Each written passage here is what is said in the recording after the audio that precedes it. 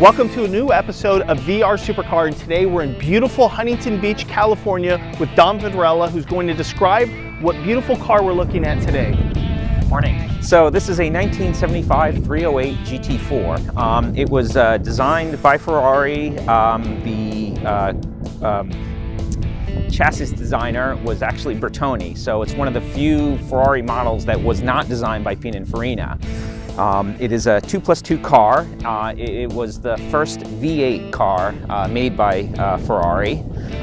It was actually the replacement for the Dino 246. The cars were originally badged as Dinos, so technically wasn't really a Ferrari until Ferrari in 1976 essentially recalled the cars, rebadged them as Ferraris, and henceforth they were all Ferraris after 1976. And the car does feature a Ferrari motor, so it is, for all intents and purposes, a Ferrari. Yes, Ferrari built in Maranello like all the other cars. It was originally, Enzo Ferrari had said that, you know, Ferraris were 12-cylinder cars, and so the Dino was the 6-cylinder, and this was, as an 8-cylinder, was why it came out to be a Dino. The sales, though, for these cars wasn't very good back then, and that was part of what made them come back and rebadge them as Ferraris. Cool. Should we take a look at the engine? Sure. So Dom, we're looking at the engine. Give us an overview. Okay, so this is a 3-liter Ferrari V8 engine. It's transversely mounted, as you can see. It is basically stock except for the electronic ignition that was installed when I first purchased the car to make startups more reliable, and the little clear engine cover so you can see the beautiful 4 Weber double barrel carburetors. Cool. So, reliability, what's it been like? Reliability-wise, it's been just beautiful. Really routine maintenance. There was only one case in the 15 years that I've owned it where it left me stranded, and that was the oil cooler just decided to fail on me on a trip back from Santa Monica. But we replaced the oil cooler, replaced the oil cooler lines. Everything's just hunky-dory since then. Just routine maintenance. Great. So you would think of Ferrari, there really isn't a lot of space to, store stuff, but it does have a trunk. It does have a trunk, and it's fairly sizable. I do have aftermarket jack in here. I have all the original tools, but the original nice tools are actually worth a lot, so I don't keep them in the car. But I mean, if you're a golfer, you could fit probably at least a set of golf bags, if not 2. You could get a couple small suitcases in here and have a nice little weekend out of it. Yeah, definitely. And you also have in the inside, you have the 4 seats, so if there's just 2 of you going on your weekend trip, you can put stuff in the back as well. That's the best thing about a 4-seat Ferrari is you get it for extra storage. Yeah. So I wouldn't call the front of this where the engine sits, obviously, and it isn't much of a trunk. But it's got room. It's actually a full-size spare tire. These are little controllers for the pop-up headlights. The battery is over there, and that is your brake fluid container. But as a Ferrari owner, are you really going to change the tire, or are you going to call AAA and have them pick you up? I'm going to call AAA. Always, when driving with the car, make sure you always have your phone and your credit card. Although, like I said, I've only needed it once. That's okay. In my car, I've had to call many a time. So here we are inside this Ferrari 308 GT4. It has a back seat, unlike most Ferraris, and you can tell that it really is made for very short people. It is not made for somebody my height, which is 6'5".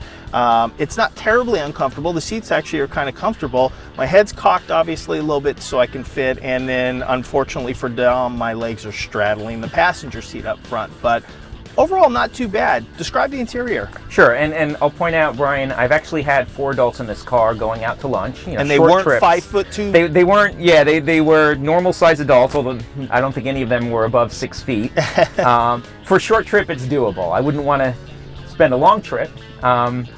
But anyway, so as to the interior of the car, it's got a nice Ferrari leather interior. Smells great. It's got red piping. That smell. Yeah, red piping on the seats, which I think goes great with the car.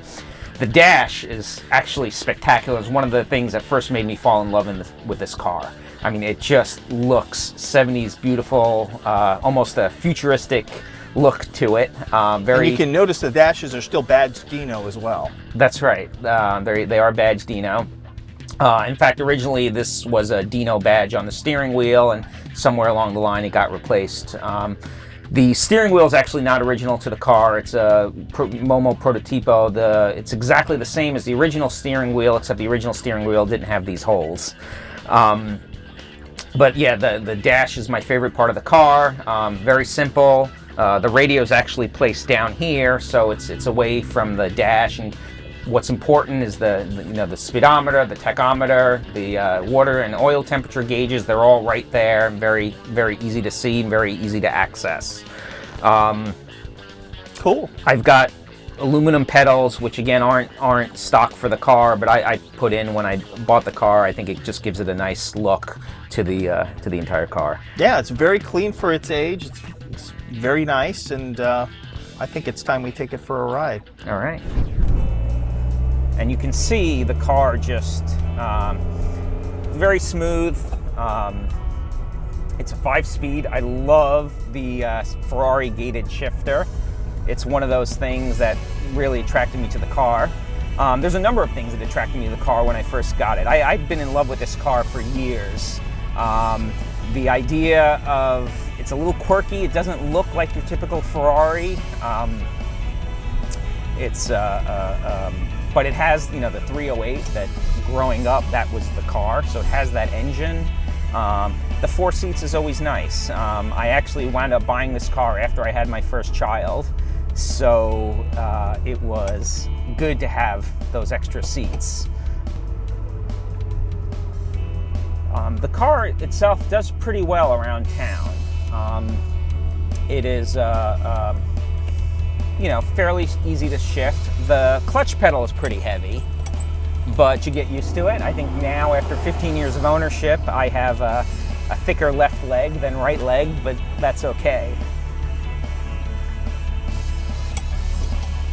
And visibility in the car is great. Nice big windows, nice airy cabin. You really can see a lot. So here we are on PCH. I'm revving it up 5,000 RPM, 6,000 RPM. I'll go ahead and shift now into third gear. And again, at 5,000 RPM, we are just making some nice noises. And we shift again. It's a fun car to drive. It's even more fun on twisty roads where you're not getting a lot of traffic and you can just go.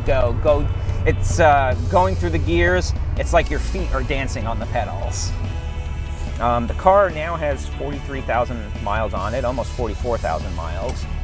When I first bought the car in 2002, I had about 20,000 miles. So in the 15 years that I've owned the car, I've managed to put 15,000 miles on it. Not bad. I wish I could have put more, but in the more recent years, time just seems to get away from you. You don't drive it as much as you would like to.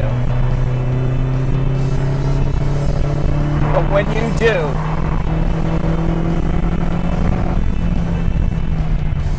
and of course you have the minivan that had to pull right in front of me.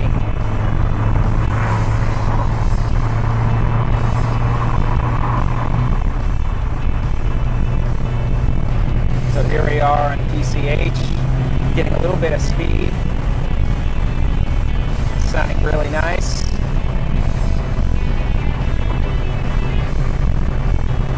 It is just a fun car to drive.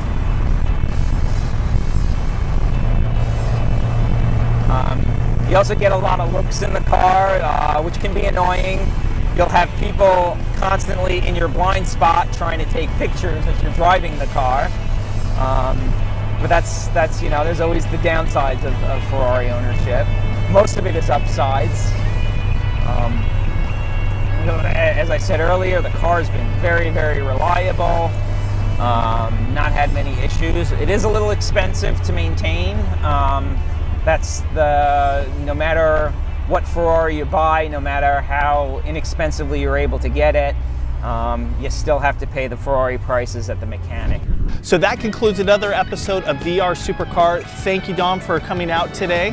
You're welcome. It's a great pleasure. classic car, and with weather like this, I think we should go take it for a ride up PCH. Let's go. Let's go.